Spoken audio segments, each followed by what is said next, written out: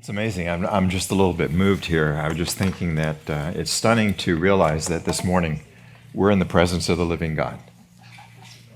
You know, I mean, when it hits you that God is here with us and we're in His presence, and it's so physically real, it's just moving. I mean, I almost couldn't stop crying back there, as I'm listening to the songs and how much that means that we're here with Him. This is our last session together, and we just want to thank you, first of all, just for the immense privilege of being with you. Gosh, Patricia and I were thinking we could spend all the hours for days and weeks with you guys just talking and conversation at meals and breaks and things like this. You all have extended so much love to us, and it's the kind of love that the world around you just absolutely needs to feel and receive from you. And I've just been overwhelmed also by your heart to learn, the incredible and sometimes very challenging questions you are asking us, throughout our breaks and times together. And thank you for just kind of reaching out and feeling open enough to come and share some of those questions and thoughts. And some of you, have had unbelievable challenges in your life, and we understand that, and we appreciate your willingness to share those things, and we hope that we've been of some small help in your lives along that journey. Do you have any parting thoughts there? Oh, it's just been fabulous. I'm so excited about today and spending time with individuals and hearing your stories and just spending time with you, and so grateful for the people that for those of you that have already talked with me and just shared your hearts with me, and what a privilege. I just love you all and just feel so loved by you, and so grateful to God. Yeah. I just wanted Patricia to share a story because I think that one of the things that we've been trying to share along the way is that God is moving. God is at work. And earlier I said, the fields are white into harvest. And sometimes we just need to be able to recognize the moments, and that we're kind of like the sower that's out there sowing the seeds. And, and there's some places where you're going to be able to tend the garden and really minister deeply in people's lives and over a period of time.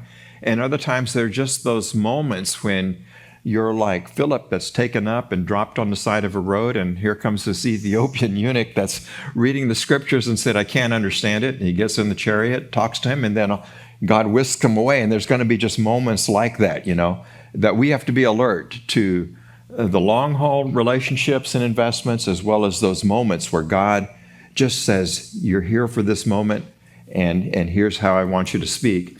And so I wanted to have Patricia share this story because it's just an incredible story that happened a few months back. So, well, this morning I woke up at 4:30 and ended up in the bathroom of the Comfort Inn writing down what God wanted me to share this morning. You ever do that? Okay, I got it. So I brought it up here just to bring up what God wanted me to do. I don't really need this, but anyway, it was good. Okay, so just to put it in context, I've shared a little bit about my journey with cancer, and it was in October of 2021 when I discovered the tumor, and then couldn't get the diagnosis until November 12th because of the medical system being so backed up. And so it was during those 6 weeks, just my journey of faith with God, with His Holy Spirit, and shared a little bit about that in my workshop and elsewhere. But so those were just weeks. Those were incredible weeks of me and God, and running on my dusty roads and asking God all my questions, bringing forth all my fears day after day, a lot of repetition, a lot of listening to God.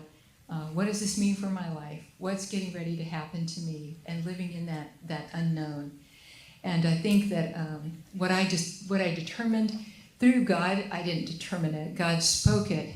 He said, don't allow this to rob you of joy. Don't allow this to crush the days that are ahead right now.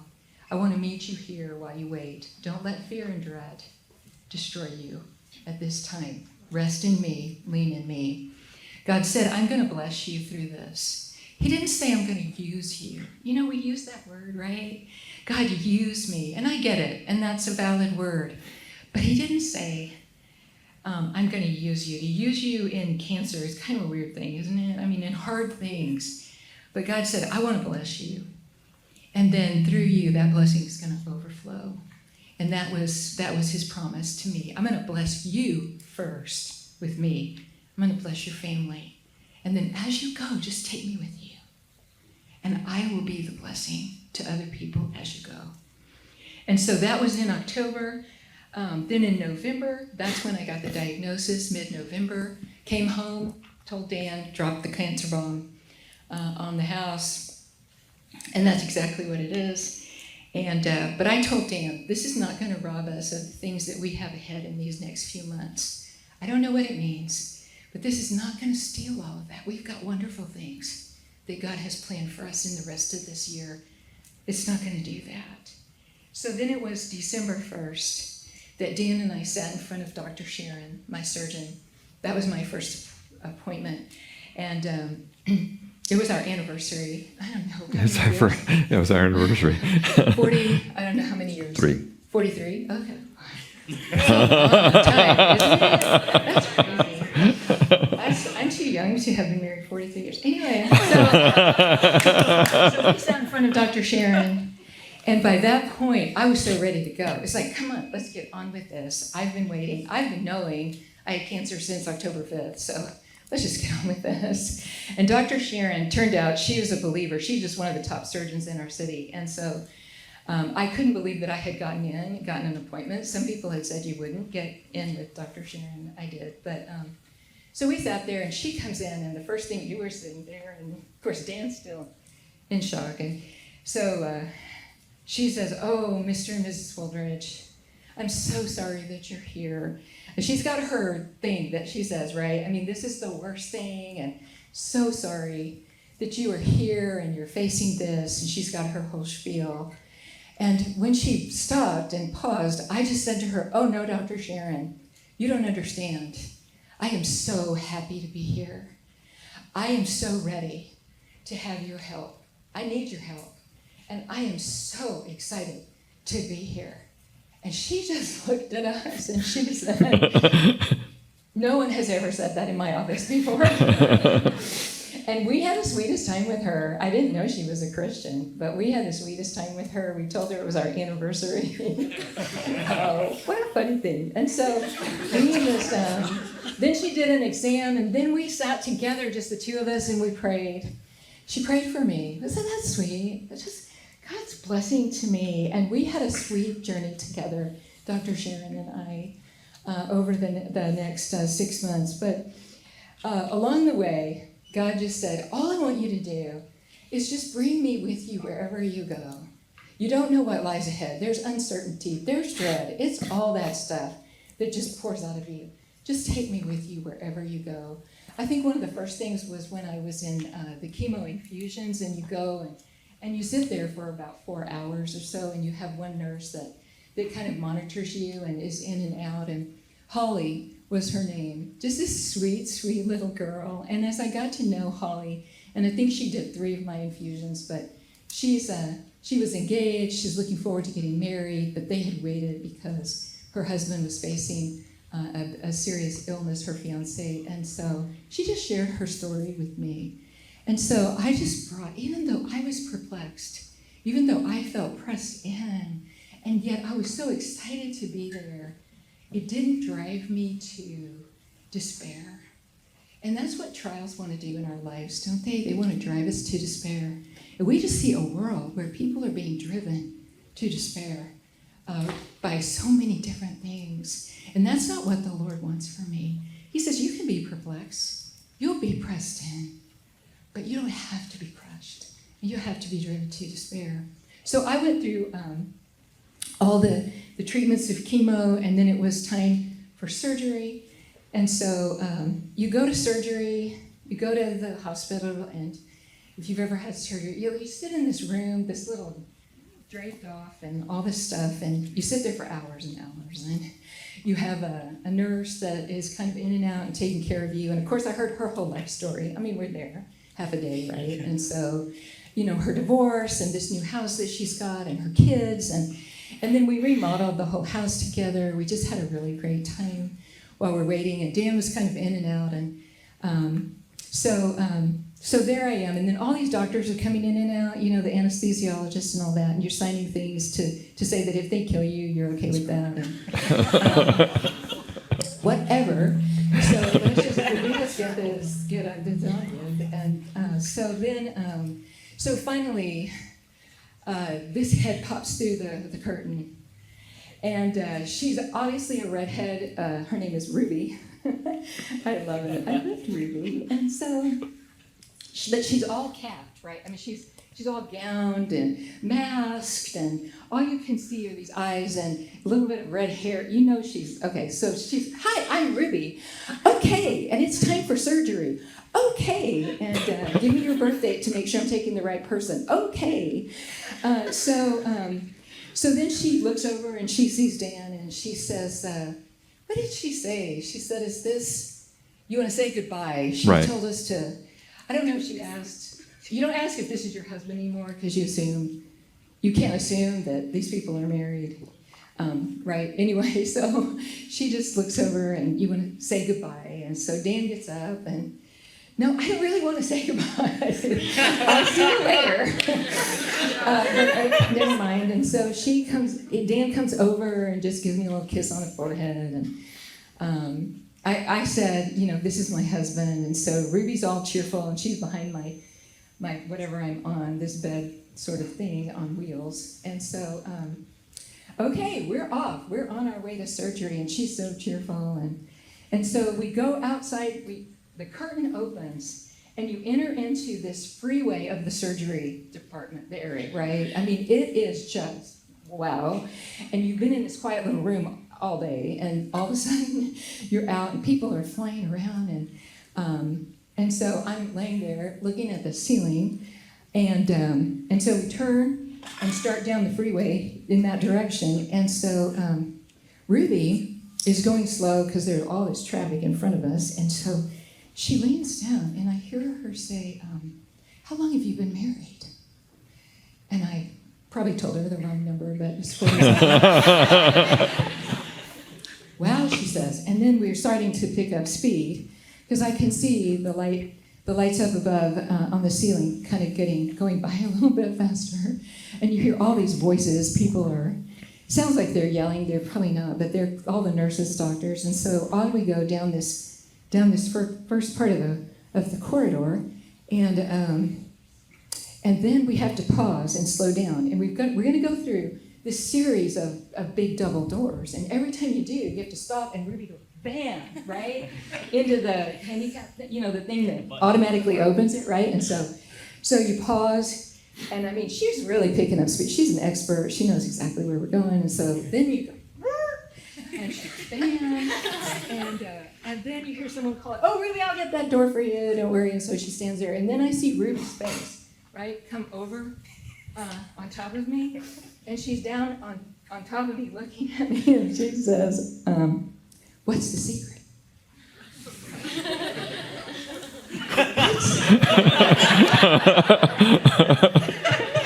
And of course, I know what she's saying, but I'm just incredulous. Like, I'm going to surgery. What's the secret? And then it's like, okay, Ruby, bam, oh, whoop, whoop.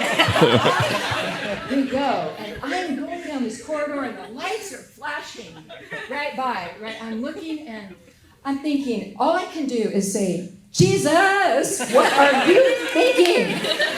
What am I supposed to say? I mean, there have been times in my life when people have said, what's the secret to a long, happy marriage? And you sit down and talk about it. I'm on my way to surgery. Are you kidding me? And what do you want me to say? And so I have one corridor to think this through. And during that time, there is only one thing. There is only one thing that comes in my mind. And I thought, that is so... It just seems really inadequate, Lord. But just say the name. That's all he said to me. That's the only answer he gave me. Just say the name.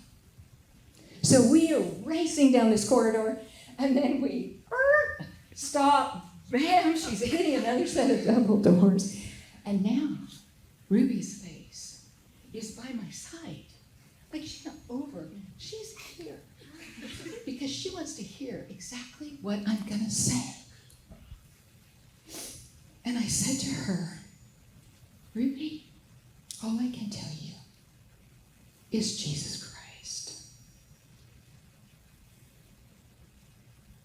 Okay. Up we go, doors are open. We fly through this next corridor. And then she starts to speak. And she says, I've gone through a divorce. And I've just gotten remarried. And I think I'm on the right track now. Okay, lights flashing by. We slow down at the next corridor, and I bam again, and I said, do you have any children? Yes, I have 3, and he has 3. But I think we're gonna make it. Wow. What a blessing. You know, Jesus says, don't let it drive you to despair. Just take me with you wherever you go. And if all you can do is speak the name, just speak the name. And so, all of a sudden, bam, the next set of doors open. We're in the operating room. I'm surrounded by 6 people starting to tell me what they're getting ready to do. And Ruby's gone. And Ruby's gone forever. But, wow, what a moment. You know, God didn't use me. God just said, bring me with you. And I will bless you there, and I will bless others right there where you are. That's great. Thank you. No. I bring this to you. Yeah, you can.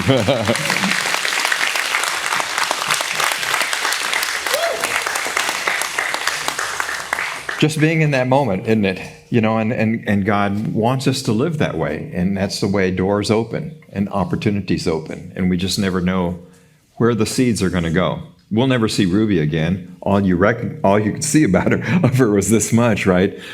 But we just trust that the seed that was planted will someday, you know, bear fruit in her life. What I'm going to do today is really take you a little bit more on as a testimony to maybe share some of the path that we've been on, and trust that in it you will find maybe some practical things for you all as you're going ahead. You know, we began the day Sunday, I guess, talking about the fact that God, in this crazy world, God's chosen each of us at this point in time. And that God wants to be our God. And that God wants us to bear fruit. And He's already prepared those works beforehand for us to walk in them. And Patricia shared about being on that dusty road and how God prepared Abraham, you know, to learn to lean into the Lord and to become the man that would become the blessing to the world. And, you know, and I think yesterday we talked about the central role of the scriptures in that, how we have to become people of the word, and that our lives are fashioned and rooted in the word so that it can bear fruit that's in keeping with the word. So I wanted to take that a little bit further today and just understand, again, just maybe to give you a bit broader perspective on life and how it can unfold from here on out as you all are beginning your journey and stepping out into the world. And, you know, when you think about this, is that very few of us understand that we've been chosen by God, you know, at an early age. Every once in a while, there's somebody that's little and say, I knew from the time I was little that I was. But for a lot of us, we come into the world and we begin our journey not knowing that we've been chosen by God. But I hope that after today, after this week, none of you would walk away feeling not knowing that you're not chosen, right? I don't know if that's proper grammar or not, but you get the idea, right? That I want you to leave here understanding that each of you individually has been chosen and that you're hearing that in your heart. and beginning to kind of understand what that means. And as we were talking, what we've been encouraging you to do is grow. Begin by growing right now, growing in your knowledge of God, growing in your knowledge of His purpose and your worldview, but begin growing. You are kind of at that point where, the shoots are coming out of the ground. And so what I want you to do here, let's see if this works here, is grow right here. Grow where God has planted you. Many times I think people feel like, I need to get to this other place here so that I can begin to focus on my walk with God, or I can become fruitful here. It's no accident that you're right here. And so begin to grow right here, right now, where God has planted you. And learn how to hear the voice of God, walk with God, and learn to serve others and begin to invest in the lives of other people. Learn here and now. And what you're learning here and now, you're going to be able to translate into new situations as life unfolds before you. And you're going to begin to see life then through the promises of God. You're going to see your future not as kind of a series of, say, career steps or the advice of all these people about where you can go, but you're going to begin to see your future unfold through the promises of God. And one of the really interesting verses here, I guess I'll point that way, is here in Jeremiah 29, 10 through 14. If you wouldn't mind just turning to that passage here for a second.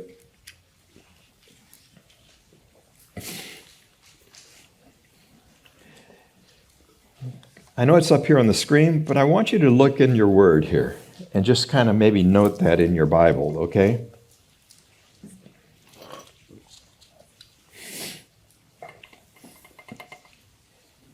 And as we talked yesterday about the time when the word was lost, Jeremiah was in that period of time. And Jeremiah was the prophet that God called to speak to Judah prior to their captivity and exile to Babylon. And God called him not to escape, but to endure the whole process. And so he lived through the fall of Jerusalem and the movement of the exiles off to Babylon. And this is a remarkable passage, and I want to kind of bring this. I want you to understand that context, because a lot of times believers will look at this verse and not understand the context out of which it emerges. For in verse 10 it says, "For thus says the Lord, when 70 years are completed for Babylon, I will visit you, and I will fulfill to you my promise and bring you back to this place." So he's saying that you're going to be taken off to exile, and it's going to take 70 years before you're back in the land. And he says, "For I know the plans that I have for you, declares the Lord, plans for welfare and not for evil, to give you a future and a hope." Now, can you imagine that? You're getting ready to be taken off into exile, into a hostile nation, and God says, "I know the plans I have for you, and these plans are to give you a future and a hope." It doesn't sound very good, though, does it? Knowing what's about to happen. And it says, "Then you will call upon me and come and pray to me, and I will be found by you, declares the Lord, and I will restore your fortunes and gather you from all the nations and all the places where I've driven you, declares the Lord, and I will bring you back to the place from which I sent you into exile." And I think that what I love about this is that a lot of times when we're going through challenging times, and if we understand that we're probably living in a time where we're in exile in this world, that we don't let the fact that we're in exile or that we've been carted off into captivity be the determiner of how we feel about how life is going. But that we lean into the promises of God and understand that even in the midst of these sorts of times, that God has a plan for us. that it's for our welfare, to give us a future and a hope. And a part of that is that these very circumstances are going to cause us to call out to God in a way that we've never called out to God before. So we want to view our future through the promises of God and not the circumstances we're in. Now, zooming back out again here in terms of life, and this was based on some studies that were done by a leadership expert and theologian, a guy named Bobby Clinton, that talked about the development of the life of leaders and people in the scriptures. And I share this a lot with my own secular audiences in terms of helping them understand how they're going to grow and develop. You're initially going to have sovereign foundations in your life. Every one of you has a sovereign foundation. You didn't choose your parents. You didn't choose your heritage. You didn't choose, the early life experiences or the gifts and abilities that you have. You didn't choose the color of your hair, whatever it is. These were sovereign things that God put in place to make you who you are. And then, though, as you respond to the Lord, you're going to go through an early stage and it'll continue on the rest of your life, but you're going to go through a period where you're going to focus on inner life growth. And you all are there in many ways, right? I mean, you are just starting out in so many ways in your journey, and so many of the things that you're dealing with as you're studying the scriptures and encouraging one another is the development of your inner life and the foundation. And that's why we put so much emphasis here, as Patricia and I are sharing, on the role of just developing that inner life. And then what's going to happen is that as your inner life grows and gets stronger, you're going to mature in your ability to influence and serve and minister to other people. That if you don't have that inner life, you're not going to have anything with which to influence. And so what's going to happen is that initially, you might feel like you're ineffective and you're having a hard time in terms of ministering to people or sharing people, or whatever it is. But that will grow. There's kind of a sequence of these things. And then basically you end up moving into a phase where your life just matures. And that just takes time. Where in terms of the wisdom of living, and in the scriptures in the Hebrew, when it talks about wisdom, the Hebrew translation for the word wisdom is skill in living. It's not being smart and not knowing a lot of stuff. There are a lot of smart people that have no skill in life, right? And so what God is saying is that he wants us now to not only have this inner life foundation, but also to then begin to grow in our ability to serve and minister to other people.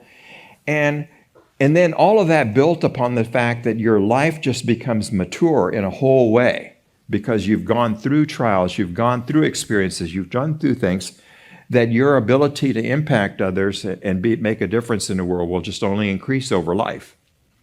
And then finally, there's going to be a point in time later in life that I see with people that there's finally a point where there's a convergence. It's like you have all of these kind of different experiences that come together, and your gifts and abilities and experiences and the place that you have the greatest impact all begin to come together. I guess I'm really a slow learner because I feel like, okay, that's just beginning with me. And somebody was asking me about my career path, and I said, man, I haven't had a career path ever.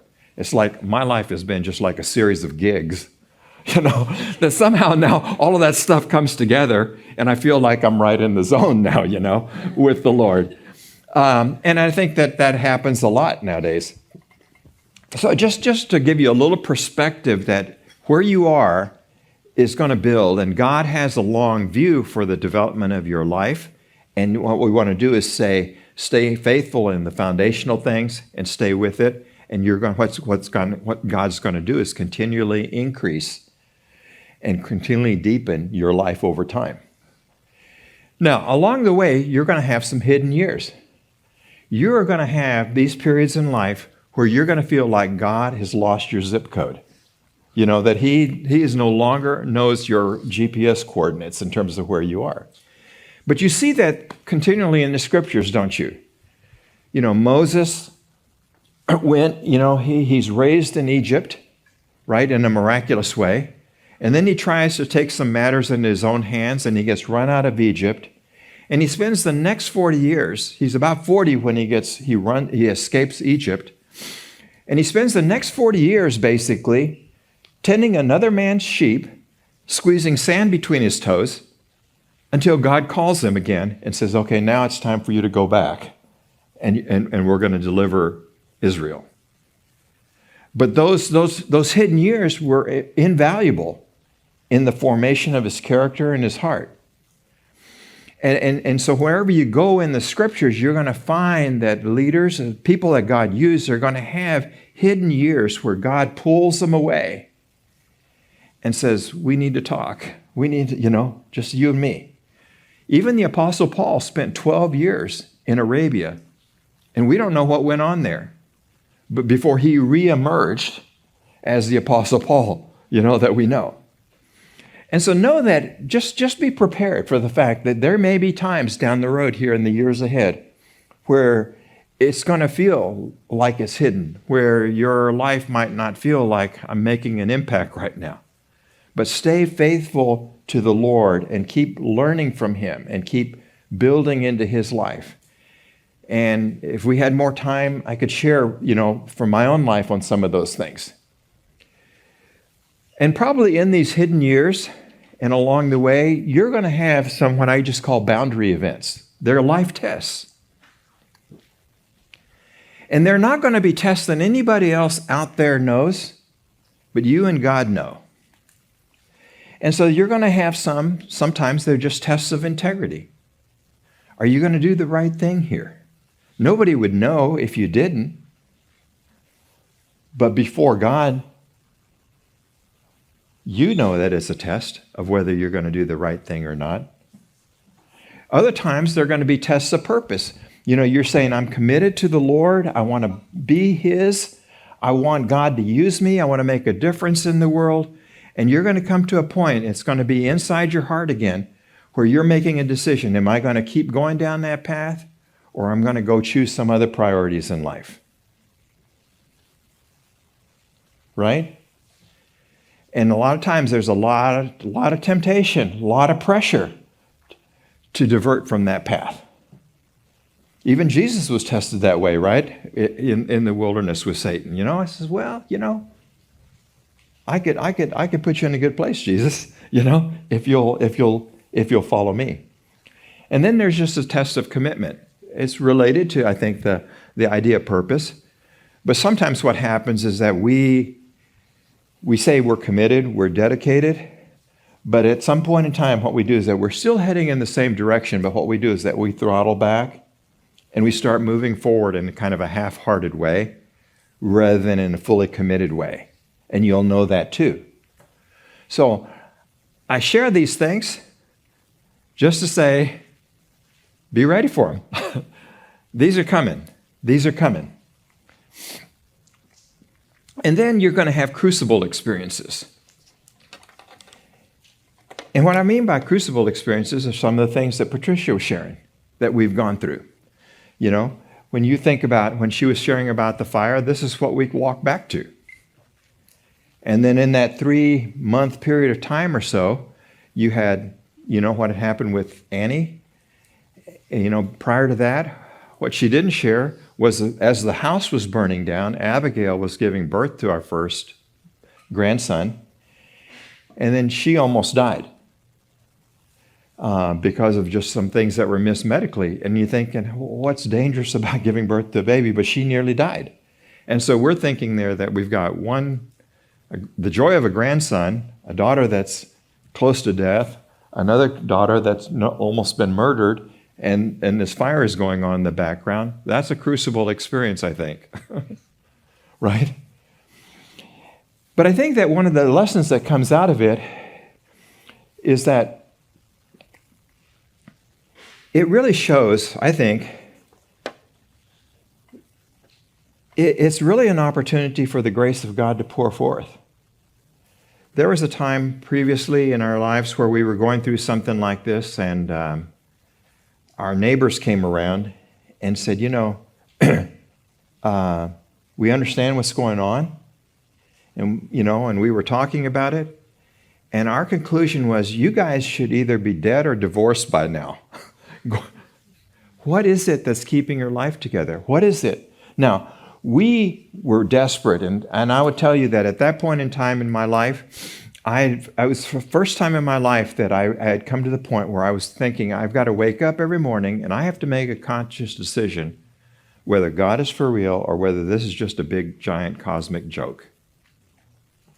And that my life depended on how I answered that question every morning. And some years later, I was sharing that state of mind and state of despair with a friend of mine, and he said, what was happening in that instance is that you had lost hope, but your hope didn't lose you. And what people were saying is that, as Paul was saying here in Corinthians, is that it's not the vessel. It's, the vessel is chipped and broken, but it's the glory that's in there, right? We have this treasure in earthen vessels. And so a lot of times in our brokenness and in the things that we suffer and endure, what people see is not the vessel, but the hope that's within us. And the Japanese have an interesting art here called kintsugi. And what they, like you break a teacup, and we would probably discard it or just kind of, use super glue to patch it up or something like this. But what the Japanese would do is that they would take the teacup and then use gold to repair the cracks and reassemble it.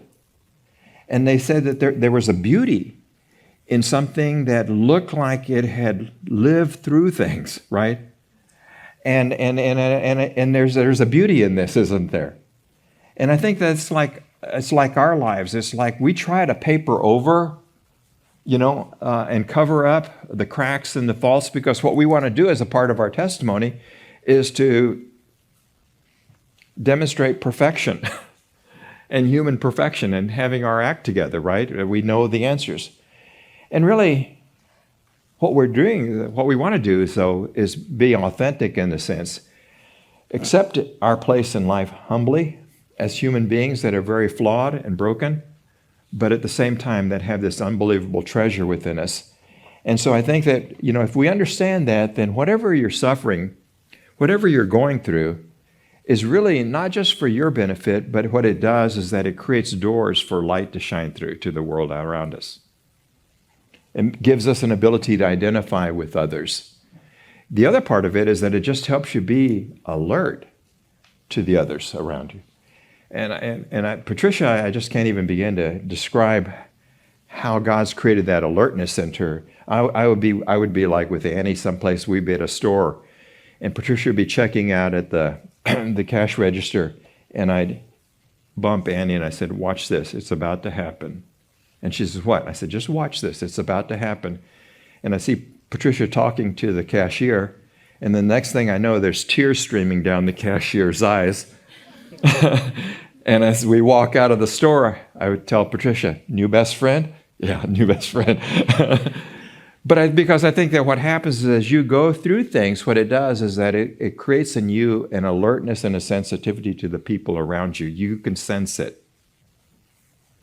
And as God gives you that ability to sense that more, then you're able to enter into, the lives of people in ways that are surprising.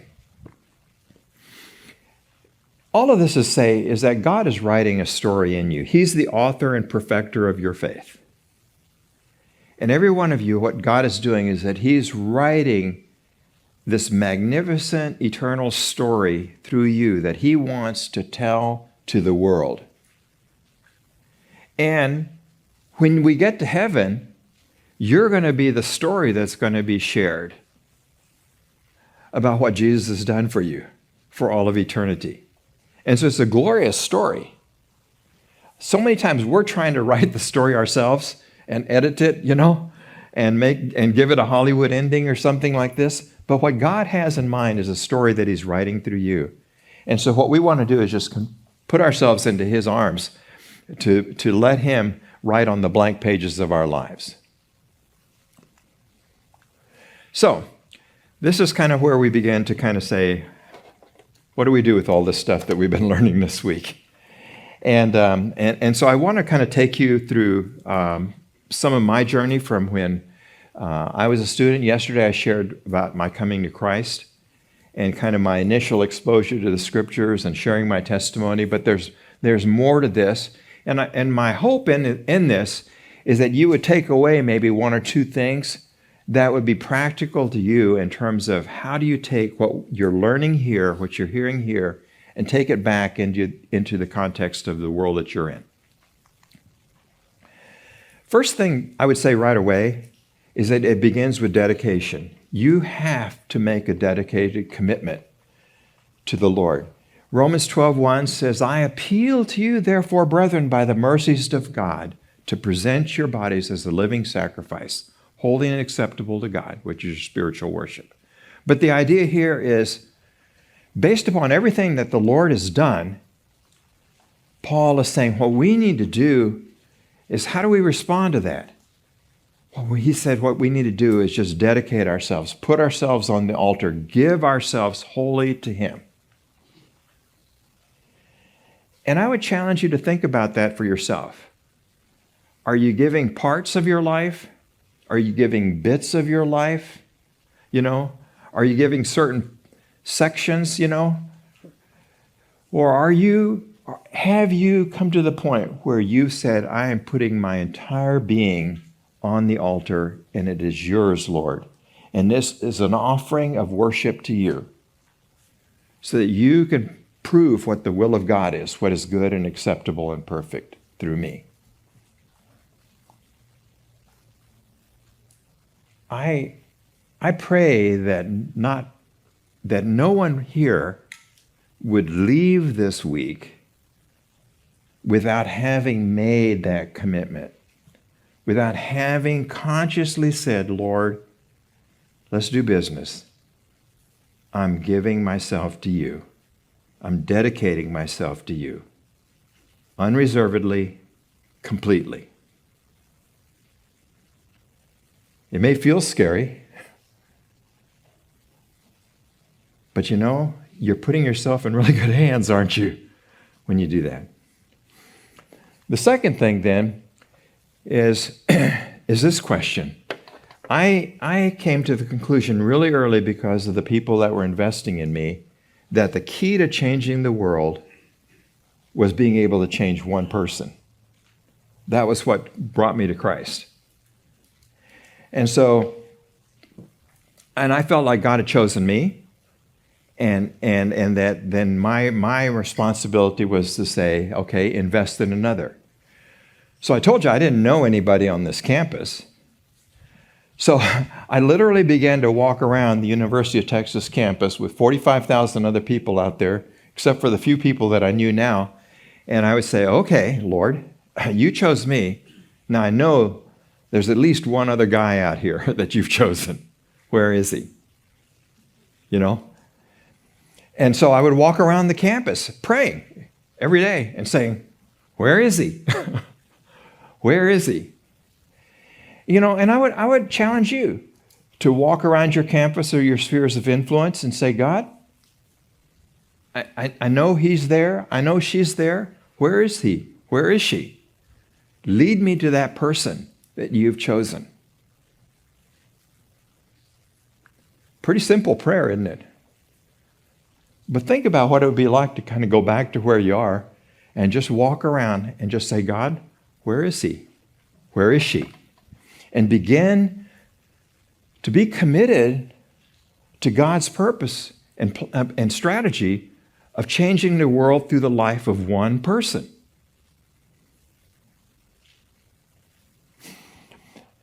And then begin to invest in that person. And the scriptures say that the smallest one will become 1,000, and the least one, a mighty nation. We see the world through the lens of what that person can become. So I want to share this picture with you. This was taken a year ago, December.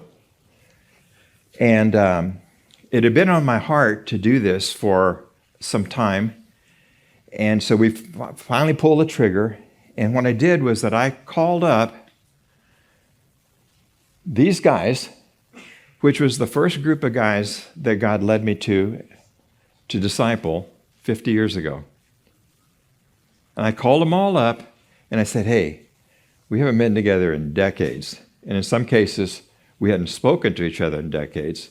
And I said, would you guys like to get together? And I said, we have no agenda for the week, except I want each of you in turn to share what God has been doing through your life all these years, what God is doing in your life today, and how God is leading you to finish the race strongly. And it took like 24 hours for everybody was like, we're in. And we had 3 of the most incredible days of just hearing what God had done. And to me, I'm just stunned that 50 years later, every one of these guys has been faithful in walking with the Lord. And but it all started with the guy that's to my immediate right in the brown jacket. His name is Eric. And after 2 years maybe of walking around the campus saying, where is he? Where is he? I was at freshman orientation one summer, and I was walking through the dorm, and there was this guy kind of playing solitaire by himself, looking totally lost and frightened about the experience of coming to the university. And so I plopped down on the couch across from him and introduced myself and began to talk and began to ask whether he was interested in spiritual things and things like this. And he kind of mumbled some responses and clearly was uncomfortable with me talking to him there. But I think maybe to get me off his back, he said, "Oh yeah, I'd be interested in something like that, to kind of study the scriptures or things like this." And we left. So first day of class, I come back over to the campus, and I'm walking through this dormitory, and by golly, here comes Eric walking down the hall, and I'm coming down the hall this way. And he looks at me. I recognize him right away. Then he looks at me, and he's thinking, "Oh crap, how did he find me?" But we had a good conversation, and we decided, hey, we'll get together this week and maybe spend some time in the scriptures together and talk. I had no idea whether he was a believer or not, but I thought, well, okay, we'll start there. And what happened was then that he really, as we got into the scriptures together, talking, praying, he had just such a heart of love and really was just beginning his journey with Christ. And we really developed this huge bond. And then for the next year or so, we talked to people about Christ, and all kinds of things were happening, and we didn't see much. And then one day at the end of that year, he said, come home with me. Come home with me. And he says, I want to introduce you to my brother who's coming to UT this next year. So we went down there, and his brother is the fourth from the right here, kind of behind, and his name's Leif. They're a good Norwegian family. He's Eric, Leif and Eric, sons, right? And I met the family and began to minister to Leif. And when he came, and they're just such opposite personalities as brothers, but it was really a lot of fun. And then so now there were 3 of us. Then the next year, Leif then got 2 more of the guys in there that are kind of in the center, the guy with the hat and the guy with the glasses right behind him, Robert and Danny, and began to minister to them and invest in them. And so then what happened then was then the following year, those 2 guys began to minister to a guy named Johnny that's in the middle there. And then Johnny, in turn, the following year, introduced us to Bob, who's over there. And what was crazy about this is that this was all kind of spontaneous combustion.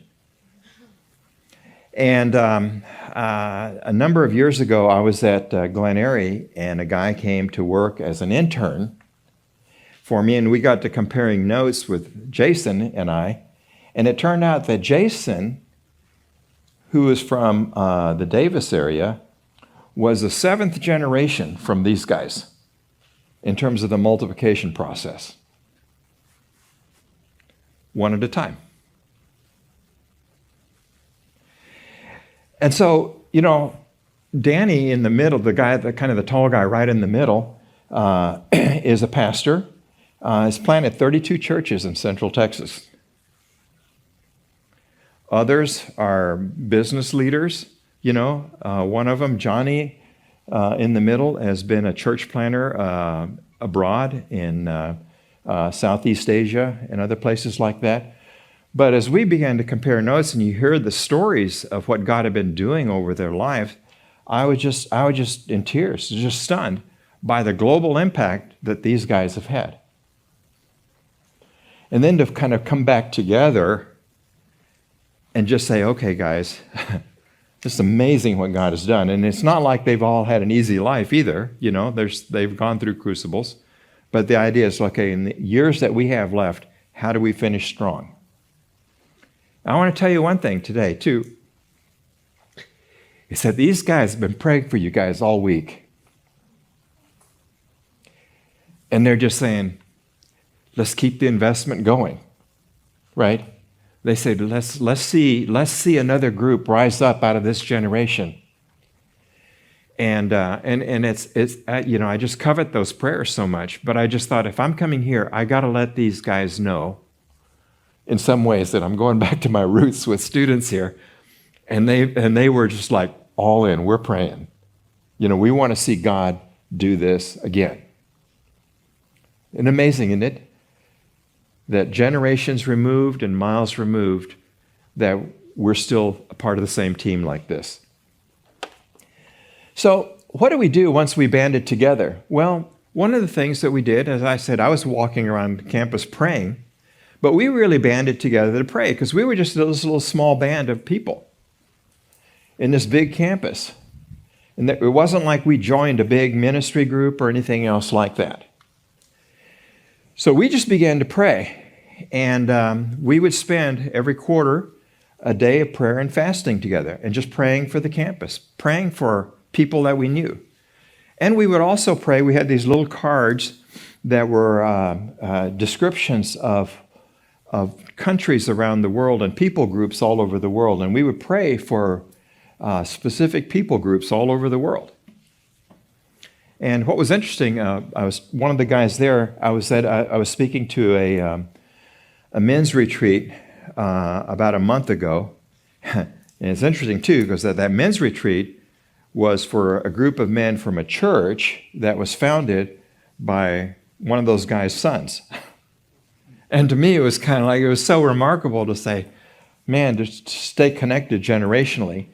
And then there was a guy there from Serbia, and Bob, who was with me there, he says, that was one of the cards that I would pray for, And they had a great time. He says, could this guy have been one of the answers to prayer from those years back?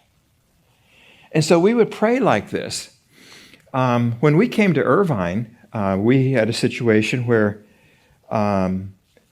there hadn't been, at least in the Navigators, really a successful ministry in urban areas in terms of ministry, in major metropolitan areas. They were small Midwest towns, places like this. And when they asked me to go, I thought, oh, this is great, because for me to come back to the West Coast and kind of have kind of especially the Asian diversity that was there, I thought, this is like coming back to my hometown, I always used to kid people at Texas because they would, when I was telling you about the cultural misappropriation, and my name and everything else like that, so I understand. When I came to this country, all you white faces and names all sounded alike, looked alike, I get it. So,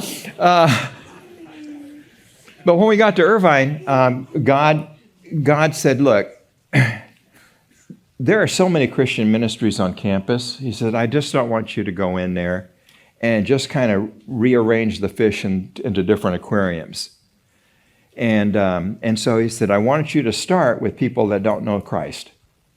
And if Christians come up and say, I'd like to join your ministry, you could say, well, I appreciate that, but there's a really good ministry over here, or there's another good one over there. And so then Patricia and I would show up on campus, and it was like, that was it, Batman and Robin, here we go. And we would show up, and we would pray across the campus and say, where is he? Where is she? And at the end of the first year, there were 2 women and 2 men. And if you're being a missionary and you're being supported by a group of people, they're looking for results. And at the end of the year, you say, well, we've got 2 guys and 2 gals. That's it. But we continue to pray. And one of the things that we had was that we had a remarkable prayer support team. But it was just this unlikely cast of characters. There were some students there. There were elderly couples. There was kind of all. And some reason, some way, somehow, it fell into our hands that we had a roster of the names of everybody that lived in all the dorms at UCI. I don't know if that was even legal, but we had this. And so what we did was that we cut it all up, and we sent specific names to all of our prayer supporters and say, would you pray for these 10? And would you pray for these 10? And we would get calls then. There'd be an elderly couple, remember Bob and Jody Garrett? They would call up and say, well, I've been praying for Joe. Has he come to Christ yet? And so we began to pray that way. And what happened was that by the time that we got to the 4th year on the campus, it was the largest ministry on campus that nobody knew anything about because there were no meetings or no formations. If you had looked at the chart, you start with the 4, and then it would start, these branches would go out, and then there would be another cluster of people that had come to Christ through this person, and the people that had come to Christ through this person, and it spread because it went in, and we had Filipino and Korean kids in there, and they were going back, and whole households in the Filipino community were coming to Christ, and whole households in the Korean community were coming to Christ. And so this thing just began to explode. And so by the 4th year, it was like this massive chart of all of these groupings like this, in terms of a network, sort of a diagram. And we would pray. And people would pray. And we would spend days in prayer and fasting for the campus. And here, in this case, praying, fasting specifically by name for people in the campus, And so, are you strategically praying like that? Are you going back and saying, I'm going to pray for everybody in this dormitory, or I'm going to pray for everybody in this class, or I'm going to pray for everybody that's in this apartment complex that we could have contact with, and begin to ask God, where is he? Where is she? And then continue to pray. And there were places like at Irvine here, we were talking about at dinner last night, where God led us to this one particular dorm where the first groups came out of, the first few folks came out of. And when we say we're doing Bible study in this dorm, everybody would look at us like, are you kidding me? That dorm? That dorm? It was the dormitory where if anything bad happened on the campus cops would go straight to that dorm first and then expand their investigation. And yet, on the guy's side, it was unbelievable the number of guys that came to Christ. And on the women's side too. And they never lost their kind of spunky spirit, but it was like they were in the scriptures. And so, I would encourage you that that's what we do. That's spiritual warfare. We're asking God to pray. Pray, for the harvest. Pray for laborers in the harvest. Pray for that individual. We don't know who that is, but you believe that God can lead you to one person that needs you in their life? Just one. And I believe God will answer that prayer.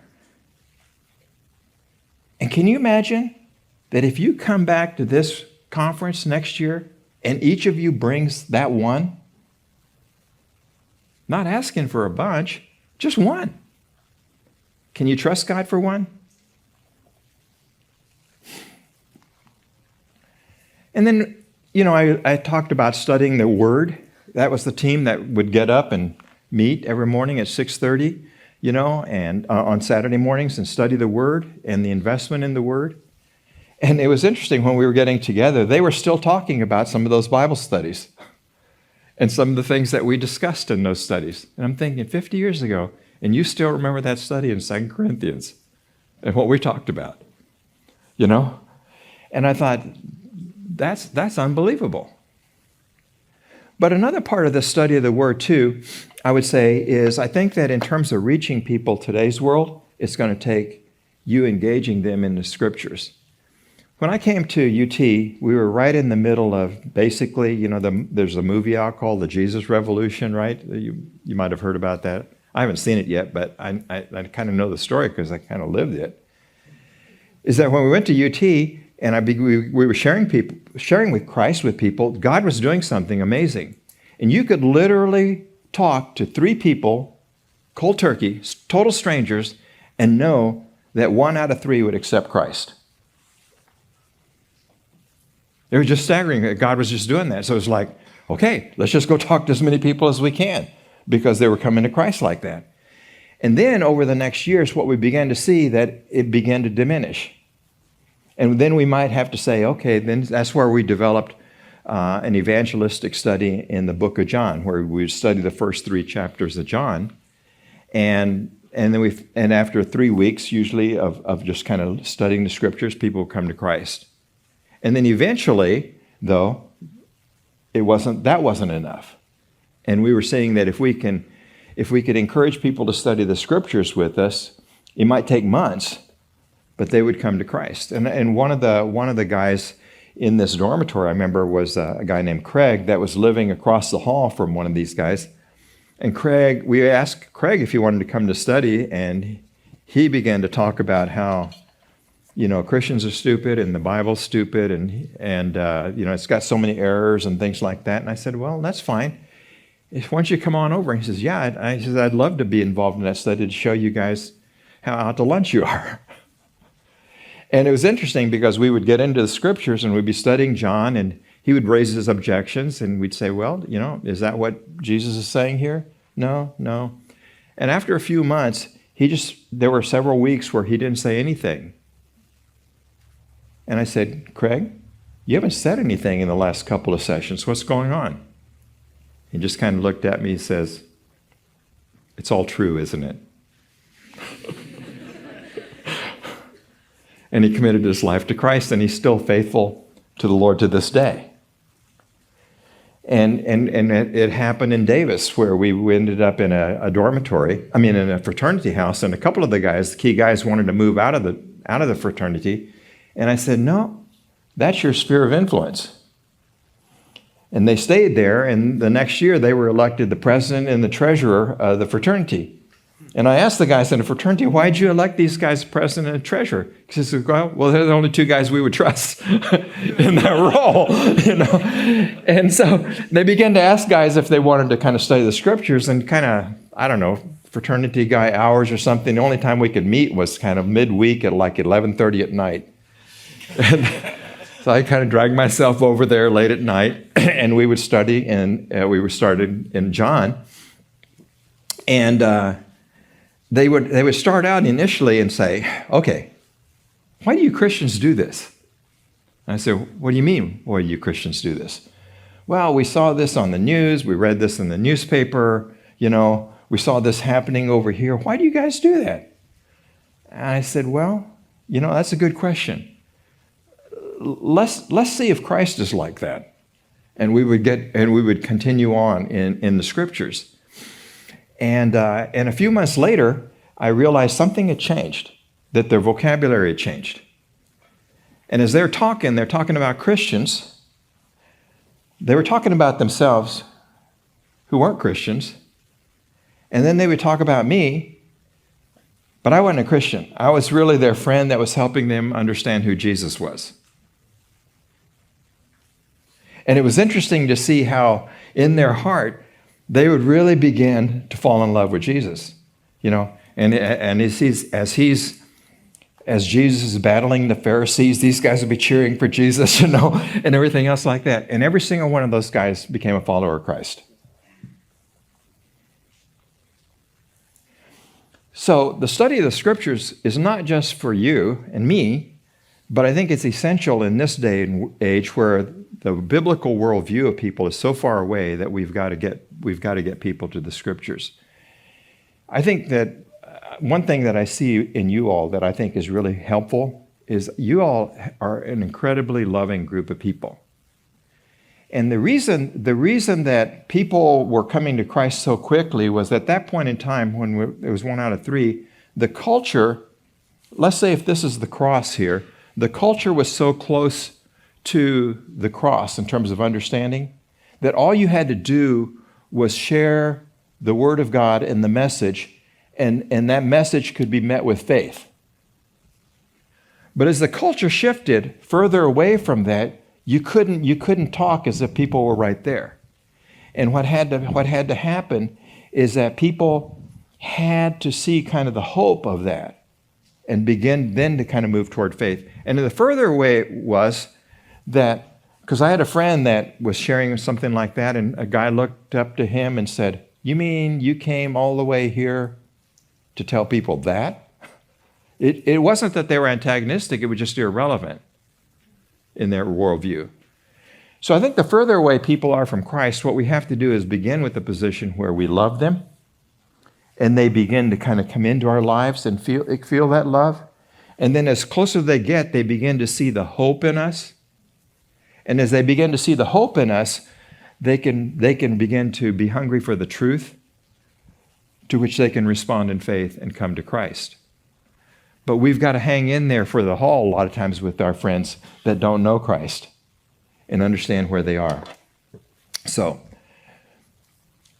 then the other thing that we did as a team was that we served. Mark 10:45 says, you know, that for the Son of Man also came not to be served, but to serve and to give his life as a ransom for many. And we thought, you know, one of the core definitions of what it means to be a disciple is to be a servant.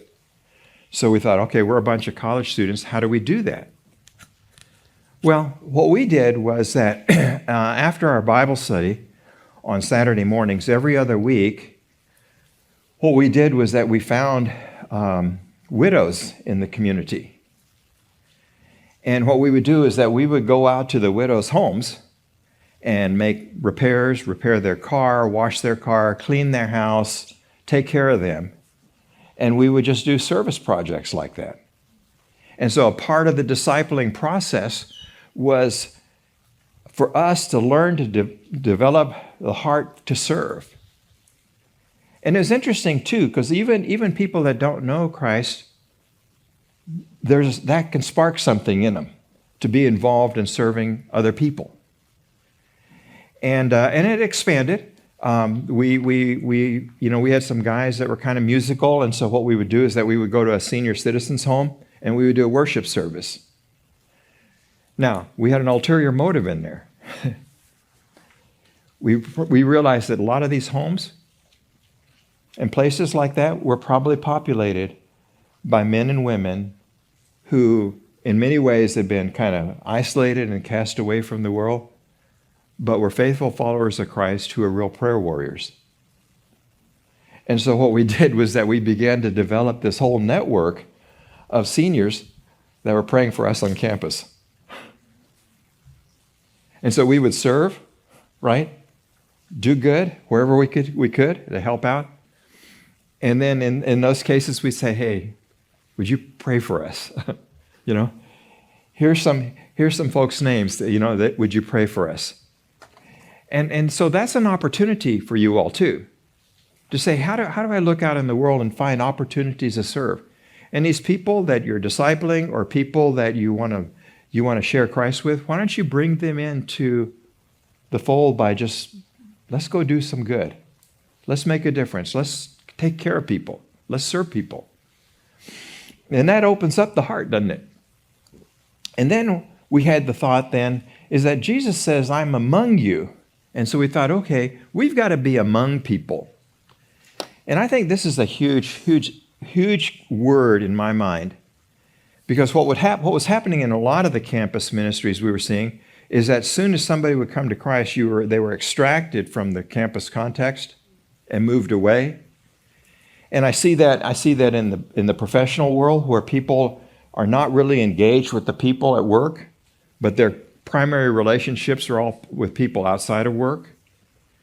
And what the Lord has done for me and Patricia is like our deepest relationships are in that world. And God keeps pushing us deeper into the world. So what we did here was we said, okay, maybe for a year you come out, but then what we're going to do is that in pairs, we're going to have you pray to go back into the dorm. And our strategy was to have at least 2 people as roommates on every single floor of every single dorm at the University of Texas. And over the next 4 to 5 years, we were able to do that. Now, every one of them they're on board, right, as an influencer on their floor and sharing Christ with people. And it's not easy, and it's kind of crazy, but at the same time, we were doing that. It was same thing with telling those guys, you're a fraternity, stay with it, be an influencer there. Learn to live among the lost. And so that was one of the key principles there. And then the last part of it is that we just became a company of the committed. That was a book by Elton Trueblood that I shared with you the other day, yesterday. And I just want to kind of, at the very beginning I talked about being dedicated, right? Romans 12:1. In those days, I was really influenced by a book that was written by a guy named Douglas Hyde. And Hyde had been a very, very committed, active communist and a communist activist that had converted to Christ. But then as he gotten involved in the church and in Christian ministry, he was really stricken by the fact that there didn't seem to be the same level of commitment. And so in his book, I'm going to read something here from his book. And what we're not trying to do is glorify communism here, but what we're trying to do is help you understand how powerful it is to be truly dedicated to something. And we think we're dedicated, but we're really not all in. And so he writes here, he says, often ex-communists meeting together can talk of the old days when we were in the party, rather like old soldiers discussing nostalgically the campaigns they shared in the past. And we had been doing this. We had talked of old comrades who now saw themselves as our enemies, of the campaigns in which we engaged together. Then very wistfully he said, do you remember what life was really like in the party? You got up in the morning, and as you shaved, you were thinking of the jobs you would do for communism that day. You went down to breakfast and read the Daily Worker to get the party line, to get the shot and shell for a fight in which you were already involved. You read every item in the paper wondering how you might be able to use it for the cause. He says, I'd never been interested in sport, but I read the sports pages in order to be able to discuss sport with others and to be able to say to them, have you read this in the Daily Worker? And I would follow this through by giving them the paper in the hope that they might turn from the sports pages and read the political ones too. On the bus or train on my way to work, I read the Daily Worker as ostentatiously as I could, holding it up so that others might read the headlines and perhaps be influenced by them. I took 2 copies of the paper with me. The second one I left on the seat in the hope that someone would pick it up and read it. And when I got to work, I kept the Daily Worker circulating. One worker after another would take it outside, read it for a few minutes, and bring it back to me again. At lunchtime in the canteen or the restaurant, I would try to start conversations with those with whom I was eating. I made a practice of sitting with different groups in order to spread my influence as widely as I could. I did not thrust communism down their throats, but steered our conversations in such a way that they could be brought around to politics or, if possible, to the campaigns which the party was conducting at the time. And before I left my place of work at night, there was a quick meeting of the factory group or cell, and there we discussed in a few minutes the successes and failures of the day. And we discussed, too, what we hoped to be able to do on the following day. I dashed home, had a quick meal, and then went out, maybe to attend classes, maybe to be a tutor, maybe to join some communist campaign going from door to door, canvassing, or standing at the side of the road selling communist papers, doing something for communism. And I went home at night and dreamed of the jobs I was going to do for communism the next day. Rather sadly, he added, you know, life had some meaning and some purpose in those days. Life was good in the Communist Party. There's something about commitment, true commitment, that brings our lives alive. And I would just challenge you to really think about that level of dedication and whether you all are creating here a company of the committed in this way to the Lord and to his purposes on the earth.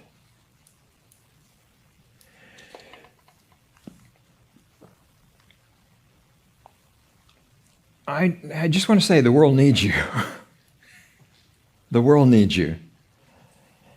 And God has made you to make a difference that only you can make. I want to end here by sharing one last story. And it goes really to the heart of everything that we've been talking about. And it's the story of the guy that really poured his life into me. I'd come home from work one afternoon, and I looked at Patricia and immediately sensed something, and I said, Patricia, what's wrong? And she just looked at me with tears in her eyes and said, Dan, I don't know how to tell you this, but I just got a call, and Charlie has just died.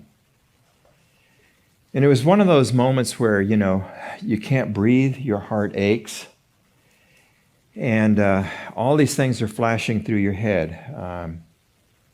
Charlie had been to me not only a mentor, but a father figure where my dad was absent. And eventually the best man at my wedding. And so the schedules being what they were, I wasn't able to fly down. The only alternative I had was to jump in our car in Colorado and drive down to Temple, Texas for the memorial service. So I got there just in time for the memorial service, and we're in there, and this church is just filled with people, and I honestly, I can't remember anything that the pastor said. But at one point toward the end, he said, those of you who can say that your lives were permanently touched and changed by your interaction with Charlie, please come up here and stand with me. So I got up pretty quickly, you know, on the platform by the pulpit, and a handful there. And then there was just this stirring in the church. And before you knew it, the aisles to both sides, all the way to the doors, were filled with people. And I'm looking at the people in this crowd, and I'm thinking, man, you know, there's day laborers, there's doctors, there's businessmen, there's students, there's people from other parts of the world, you know, there's young and old. And I thought, you know, in that moment, if a stranger had come into the church at that moment and they would have looked at that, they would have thought, who is Charlie? That he had this kind of influence on everybody. And so I began to think about that because I had a long drive back home to think about that issue. Charlie, if you'd met him, wouldn't have seemed remarkable anyway. You know, it wasn't like he was a noted business person or anything else like that. Charlie was a guy that was prematurely balding, had a nose that was a little bit too big for his face. He had big hands that had known really hard work, and he was prone to wearing kind of faded Western shirts and kind of faded jeans and dusty boots. And, and so we were quite the pair, right? The kid that was fresh off the boat from Japan and this guy. And, as Charlie is mentoring me and working with me, every once in a while he'd get frustrated and he would throw up his hands and say, Dan, he says, I'm really highly trained in the veterinary sciences to train thoroughbred horses, and I don't know what I'm doing spending time trying to break a mule like you. But we had this remarkable relationship. He would introduce me to all these, I could just loosely say, agricultural jokes and maxims, and I introduced him to Bruce Lee and the martial arts, And so that was our journey. And as I began to think about it, though, there was also something about Charlie, that there were these blue eyes that would just pierce you, but not in a frightening way. They were just so full of compassion and goodness that you were just drawn to him, or at least I was. So as I'm driving back, I thought, what was it about Charlie that made such a difference in the lives of people? And the first thing that I thought about was Charlie's sense of purpose. And he would tell me, Dan, he says, your life is too valuable to just spend it on trying to achieve earthly success and all those things. Live your life to make a difference in people. And A.W. Tozier, a writer and a preacher of the last century, said, no Christian has the right to give themselves to things which rot, rust, are consumed, or die. You're too valuable to give your life to those sorts of things. And that's the way Charlie lived. So that in any encounter with the person, whether it was a couple of minutes here, like Patricia with Ruby, or an investment that went on for years, the driving thing about Charlie in terms of his interaction with people is, how can I make a difference in this moment, in this person's life? The second thing about Charlie was his identity. I talk with leaders all the time, and they've got their own idea of who they are, and a lot of times how important they are, or they view their identity through their success or their accomplishments or things like that. And some of the more enlightened ones will think about things like, well, I'm trying to be a servant leader, which is a real valid concept. But I've asked them sometimes to push on that a little bit with them. And I find out that a lot of times even that concept of a servant leader is just a technique, because I said, well, if that doesn't work, what are you going to do? And they said, well, we'll do something different. And I thought, okay, you don't get this. Charlie's identity was that of a servant, period.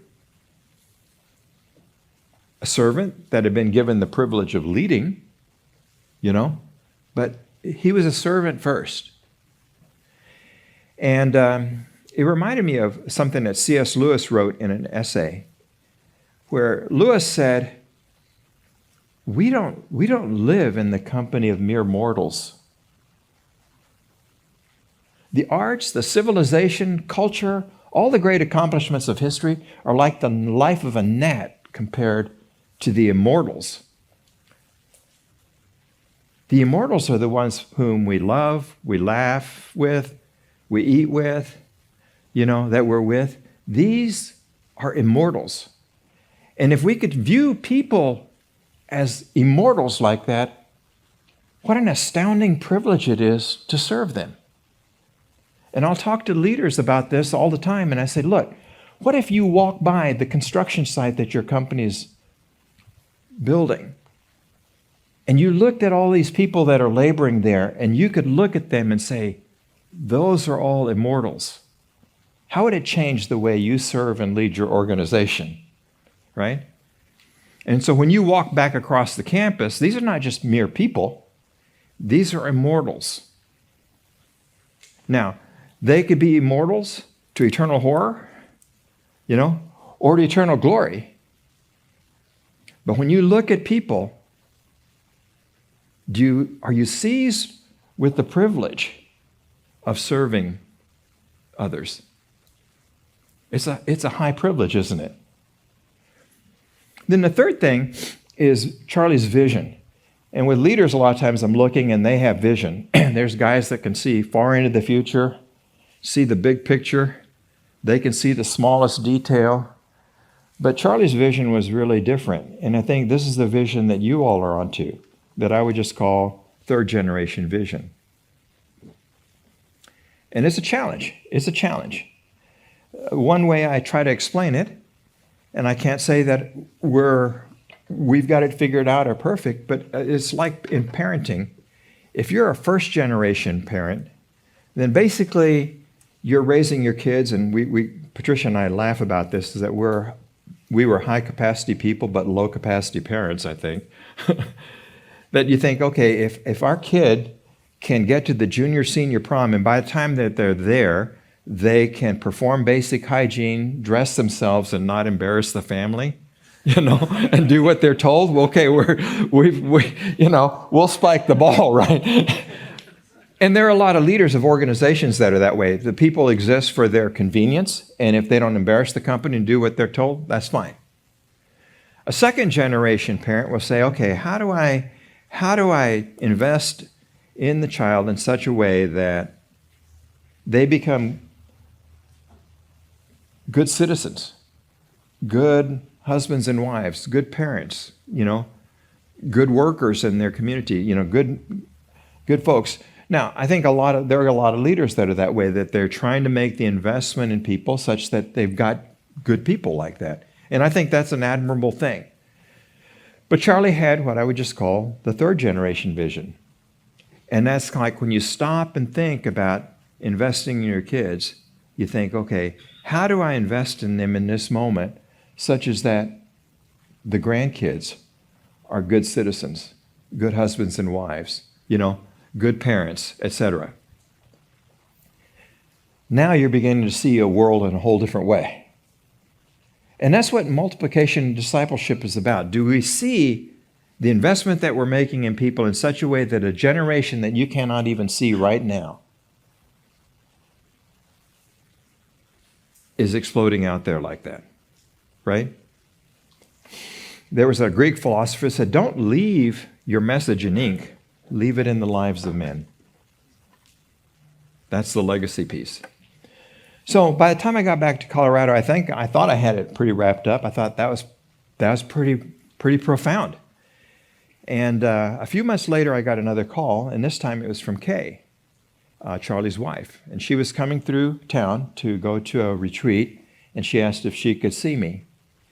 And so, yeah, of course. And so I went down to the Village Inn, which is a little coffee house off the freeway, and I was a little late there, but she was already seated there. And when I walked in the restaurant door, she got up from her table, and we met kind of in the middle of the restaurant. And she gave me the biggest hug, and then with tears in her eyes, she said, Dan, Charlie loved you so much. And to me, that was kind of the bow around the gift of his life. And I hope that as you're out there with people, that people understand how much you love them. If you do, I think you'll avoid this. Somerset Maugham, in his book of Human Bondage, wrote about an older couple that had passed away in a small town. And the epitaph was that he wrote of their lives was, and when they were gone, it was as if they had never been. I hope that's not your epitaph, but I hope that your epitaph would be that there would be aisles full of people out to the doors saying, she made a difference in my life.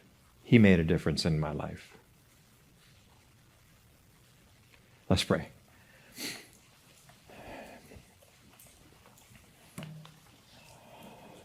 Lord, it's such an overwhelming and awesome privilege to be in your presence this day. And I pray that each one of us would hear you calling us